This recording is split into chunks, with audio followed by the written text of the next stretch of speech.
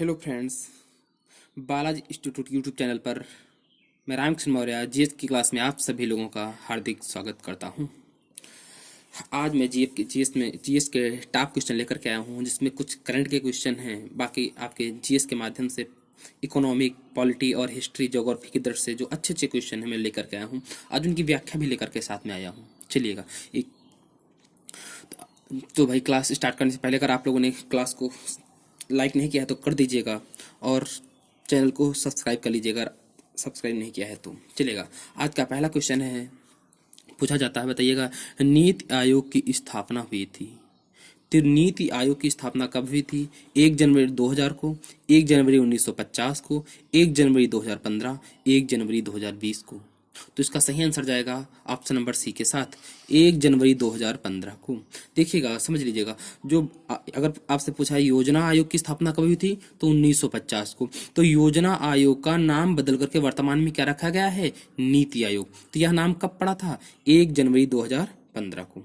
अगला क्वेश्चन अगर आपसे पूछा जाए कि नीति आयोग का पुराना नाम क्या है, तो आप कहेंगे योजना आयोग, या योजना आयोग का नया नाम क्या है, तो कहेंगे आप नीति आयोग। ठीक है, अगर आपसे पूछा जाए, बताइएगा, नीति आयोग का हेड कौन होता है? बताइएगा, आपसे अगर पूछा जाए, बताइएगा, नीति आयोग का हेड कौन होता है, तो भारत वर्तमान मतलब भारत के प्रधानमंत्री होते हैं। अगर पूछा जाए वर्तमान उपाध्यक्ष कौन है, तो राजीव कुमार।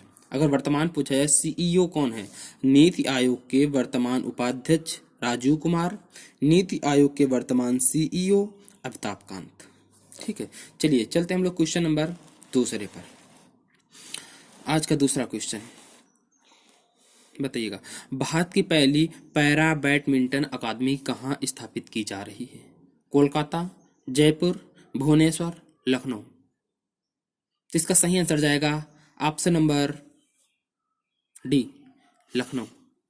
तो भारत की पहली पैरा बैडमिंटन अकादमी, अर्थात जो दिव्यांग खिलाड़ी होते हैं उनके लिए जो अकादमी स्थापित की जा रही है, कहाँ पर? लखनऊ में। अच्छा देखिएगा, और क्या है ऑप्शन, अभी हाल ही में ब्रह्मोस जो मिसाइल है तुम्हारी, ठीक है, उसका विनिर्माण केंद्र कहाँ खोला गया है? लखनऊ में। तो आप अगला क्वेश्चन देखिए, ब्रह्मोस विनिर्माण केंद्र कहाँ स्थापित किया गया है? लखनऊ में। अगर पूछा जाए आपसे, पिंक प्रोटेक्शन प्रोजेक्ट कहाँ स्थापित है? केरल में। अगर पूछा जाए, बताइएगा, अगला क्वेश्चन है, पंचतंत्र की कहानी के लेखक कौन है? तो आप कहेंगे विष्णुगुप्त। चलिएगा, आज के अगले क्वेश्चन पे चलते हैं हम लोग। बताइएगा, तुर्की का नया नाम क्या है? तुर्कीगे, तुर्कीये, तुर्की, तुर्किस्तान।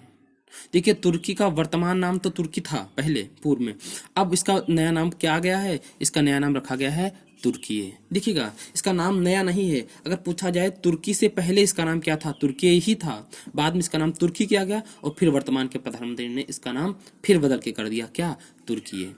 इसकी देखिए, तुर्की के बारे अगर आपसे पूछा जाए, बताइएगा, एशिया माइनर का पठार या अनातोलिया का पठार कहाँ स्थित है? तो ऑप्शन कहेंगे तुर्की, लेकिन अब क्या कह देंगे आप? तुर्की में स्थित है। पूछा जाए आपसे, वॉन झील कहाँ स्थित है? तो आप कहेंगे तुर्की। तो विश्व की सर्वाधिक लवणता वाली झील कौन सी है? वॉन झील है। ये क्वेश्चन आप दोनों पर टिक कर लीजिएगा, ये बहुत इंपॉर्टेंट है। एशिया माइनर का पठार कहाँ स्थित है? तुर्की। ठीक है, अनातोलिया का पठार तुर्की, वान झील तुर्की। चलिए क्वेश्चन नंबर अगले पर चलते हैं। बताइएगा कि भारत की सबसे बड़ी कुश्ती अकादमी कहाँ स्थापित की जा रही है? बताइएगा, तो आप कहेंगे हिमाचल प्रदेश, उत्तर प्रदेश, दिल्ली, इंदौर। तो कहाँ स्थापित की जा रही है? तो भैया यह स्थापित की जा रही है दिल्ली में।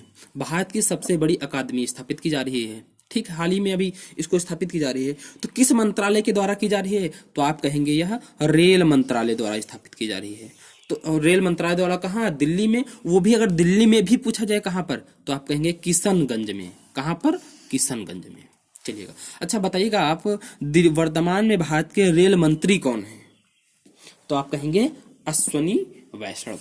चलिएगा, अगला क्वेश्चन है आपसे, बताइएगा, डॉल्फिन रिसर्च सेंटर कहाँ स्थित है? डॉल्फिन रिसर्च सेंटर कहाँ स्थित है? सूरत, पटना, भोपाल, दिल्ली। तो इसका सही आंसर जाएगा ऑप्शन नंबर बी के साथ, पटना में। चलिएगा, अगला क्वेश्चन बहुत अच्छा क्वेश्चन है। बताइएगा, मौद्रिक नीति समिति के, ये हटा दीजिएगा। मौद्रिक नीति समिति के हेड कौन होते हैं? भारत के वर्तमान प्रधानमंत्री होंगे, कि राष्ट्रपति होंगे, कि आरबीआई के गवर्नर होते हैं, कि मुख्य न्यायाधीश होते हैं? भारत के मुख्य न्यायाधीश, बताइएगा। तो मौद्रिक नीति समिति के हेड कौन होते हैं? आप कहेंगे आरबीआई के गवर्नर होते हैं। जो आरबीआई के गवर्नर होंगे वो मौद्रिक नीति समिति के हेड होंगे। अच्छा बताइएगा, अगर आपसे पूछा जाए आरबीआई की स्थापना कब हुई थी? देखिएगा, आरबीआई का पूरा खत्म कर देते हैं। आरबीआई की स्थापना कब हुई थी? तो आप कहेंगे 1 अप्रैल 1935 को। लेकिन आरबीआई की एक्ट कब आया था? तो एक्ट आया था 1934 में, स्थापना हुई थी 1935 में। अगर आपसे पूछा जाए आरबीआई, ठीक है, अगर आरबीआई की स्थापना किस समिति, मतलब किस समिति की सिफारिश पर हुई थी, तो या किस आयोग की सिफारिश पर हुई थी? तो आप कहेंगे यंग हिल्टन समिति की सिफारिश पर। अगर पूछा जाए, ठीक है, आरबीआई के वो राष्ट्रीयकरण कब हुआ था? तो 1/1/1949 को, 1 जनवरी 1949 को। आप तो ये याद रखना। देखिए, आरबीआई का एक्ट आया 1934, आरबीआई का स्थापना हुई 1935, आरबीआई का राष्ट्रीयकरण हुआ 1949। अच्छा बताइएगा, आरबीआई जो है इसके वर्तमान में या 25वें गवर्नर कौन है? तो आप कहेंगे शक्तिकांत दास। चलिएगा, क्वेश्चन नंबर अगले पर हम लोग चलते हैं। बताइएगा, फजल अली आयोग किससे संबंधित है? बहुत अच्छा क्वेश्चन है भी, आप नोट स्टार लगा लीजिएगा। ये ऑप्शन क्वेश्चन आपसे बहुत पूछा जाता है। फजल अली आयोग किससे संबंधित है?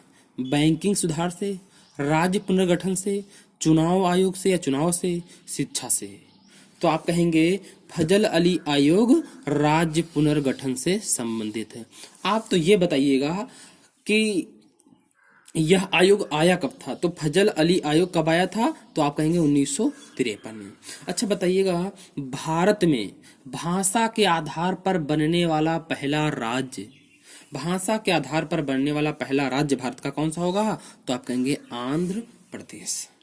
चलिए, क्वेश्चन नंबर अगले पे चलते हैं हम लोग। बताइएगा, मीथेन गैस कहाँ से नहीं निकलती है? अगर आपको यह पता है कि मीथेन गैस कहाँ कहाँ से निकलती है तो आप बता देंगे। देखिएगा, बताइएगा, धान के खेत से क्या मीथेन गैस निकलती है? कोयले के खान से, जुगाली करने वाले जानवरों से या पालतू पशुओं से कह सकते हो, या वाहनों से? इन 4 ऑप्शनों में से 3 में से गैस निकलती है मीथेन गैस, एक जगह से नहीं निकलती है। देखिएगा, धान के खेत से यस निकलती है, कोयले के खान से निकलती है, जुगाली करने वाले जानवरों से या पालतू पशुओं से निकलती है। तो फिर कहाँ से नहीं निकलती है? वाहनों से। वाहनों से मीथेन गैस नहीं निकलती है। तो देखिएगा, ये क्वेश्चन बहुत पूछा जाता है, मीथेन गैस कहाँ से निकलती है? तो धान के खेत से निकलेगी, कोयले के खान से निकलती है, जुगाली करने वाले पशुओं से निकलती है, और लिख लीजिएगा दलदली भूमि से निकलती है। ठीक है, ये 4 ऑप्शन आपको याद रखना है। अगर आपसे पूछा जाए मीथेन गैस का रासायनिक सूत्र क्या है? तो आप कहेंगे CH4। इसको और किस नाम से जाना जाता है? तो आप कहेंगे मॉर्स गैस। क्या कहेंगे आप? Moore's gas. ठीक है। अच्छा बताइएगा, जो उबले होते हैं, उपले कंडे जिसे हम लोग कहते हैं, नहीं, जानवर के गोबर से जो कंडे बनाए जाते हैं, जो सूखे हुए कंडे में लगभग कितने प्रतिशत मीथेन गैस होती है? बताइएगा। तो भैया लगभग 55% होती है। कितनी? लगभग 55% होती है सूखे कंडों से मीथेन गैस। चलिएगा, क्वेश्चन नंबर अगले पर चलते हैं। ये क्वेश्चन भी बहुत इंपॉर्टेंट है ऑपरेशन मेघदूत किसके विजय के लिए चलाया गया था? अर्थात किस पर विजय पाने के लिए ऑपरेशन मेघदूत चलाया गया? सियाचिन की विजय के लिए, कि हैदराबाद की विजय के लिए, या पीओके पाक अधिकृत कश्मीर की विजय के लिए, या आतंकवाद पर विजय पाने के लिए चलाया गया था? तो इसका आंसर सही जाएगा ऑप्शन नंबर ए के साथ। तो सियाचिन पर विजय पाने के लिए ऑपरेशन कौन सा चलाया गया था? मेघदूत। ठीक है। अच्छा बताइएगा, हैदराबाद को मतलब जो हैदराबाद विरासत थी, इसको भारत में मिलाने के लिए या हैदराबाद पर विजय पाने के लिए कौन सा ऑपरेशन चलाया गया था? तो आप कहेंगे ऑपरेशन पोलो। कब? 1948 में हैदराबाद को भारत में मिलाने के लिए चलाया गया था। चलिएगा। अच्छा आप बताइएगा, ऑपरेशन ऑल आउट है, जो ऑपरेशन ऑल आउट है ये कहाँ चला था? जम्मू कश्मीर में। किससे? अलगाववाद या आतंकियों को समाप्त करने के लिए, चाहे आप अलगाववाद कह लीजिए या मुख्य रूप से आतंकवाद को, ठीक है, आतंकवाद को समाप्त करने के लिए चलाया गया था। ठीक है, अगला क्वेश्चन है, बताइएगा इसरो अपने सैटेलाइट कहां से लॉन्च करता है?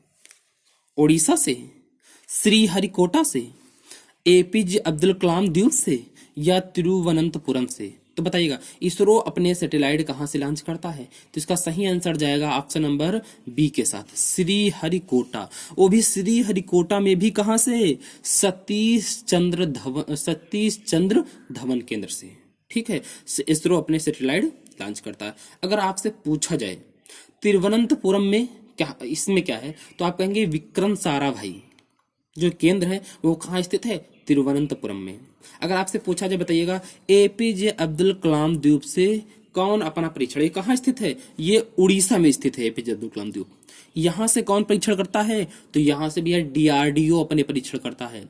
एपीजे अब्दुल कलाम द्वीप से कौन परीक्षण करता है? तो भारत की आन बान शान डीआरडीओ। ठीक है, चलिएगा तो क्वेश्चन नंबर अगले पर चलते। बताइएगा विश्व की सबसे बड़ी झील कौन है? विश्व की सबसे बड़ी झील कौन है? ये भी कर देना। ठीक है, बताइएगा बैकॉल झील, वान झील, कैस्पियन सागर, या सुपीरियर झील? बहुत अच्छा क्वेश्चन ये है, बताना है आपको, बताओ ये। तो आप कहेंगे इसका सही आंसर जाएगा ऑप्शन नंबर सी के साथ, कैस्पियन सागर।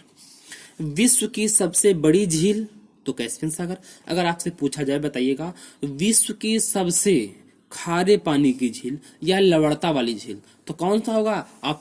तो इसका आंसर जाएगा वान झील। कहाँ स्थित है? अभी बताया था, तुर्की में। ठीक है, जिसका नया नाम क्या हो गया है? तुर्की। किसने किया है? वहीं के हाल ही के प्रधानमंत्री ने।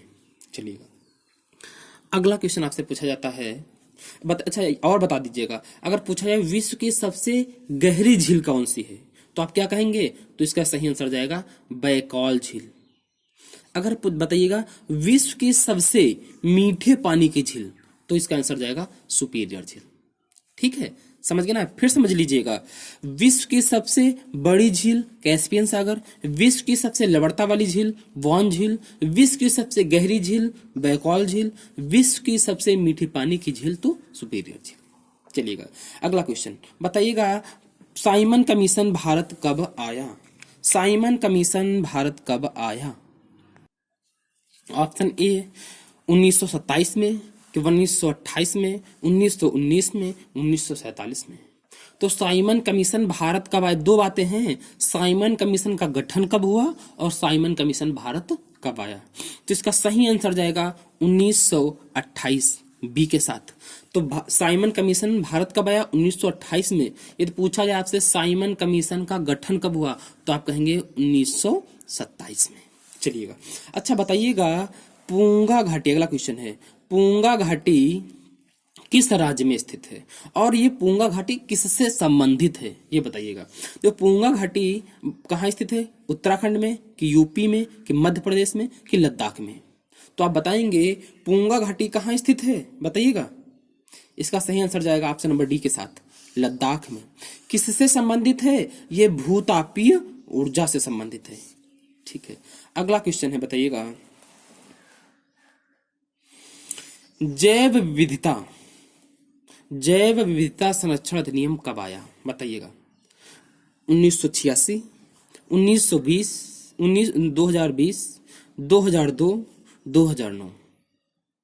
तो बताइएगा जैव विविधता संरक्षण अधिनियम कब आया? तो इसका ऑप्शन सही जाएगा सी के साथ, 2002 में आया था अधिनियम। अच्छा अगर आपसे पूछा जाए, बताइएगा आरटीई, ठीक है, राइट टू एजुकेशन एक्ट अधिनियम, शिक्षा का अधिकार अधिनियम कब आया था?